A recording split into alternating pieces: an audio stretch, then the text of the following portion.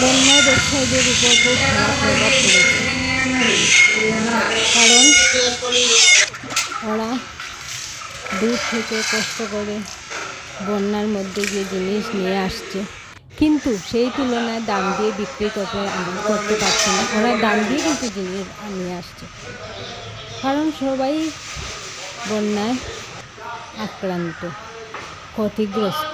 কারণ একবার নয়, দুবার নয়, তিনবার বন্যা হয়ে যায়। কী করবে মানুষ, সাধারণ মানুষও কী করবে? এইভাবে যদি চলতে থাকে তাহলে ওরা কীভাবে কষ্ট করে জিনিস নিয়ে আসে আর বিক্রি করতে পারে সেই তুলনায়? শুনুন ওদের মুখের কথা। অবস্থা খুব খারাপ, বেশি চলাও বড় দায় বলে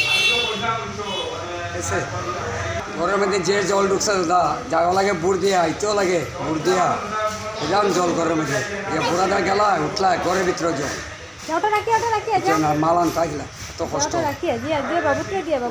পান চলে বৃষ্টির লাগে বান্ধার লাগে লোক আয় না, মানে একবারে নাই এনে ঘরে গৌরাবের জল কাস্টমার একবারে নাই। আপনারা দেখতে থাকুন, সঙ্গে থাকুন, সাথে থাকুন, পাশে থাকুন। আর আমার ভিডিওটি যদি ভালো লাগে লাইক, কমেন্ট, শেয়ার, সাবস্ক্রাইব অবশ্যই করে নেবেন। ধন্যবাদ। শুভরাত্রি বন্ধুরা।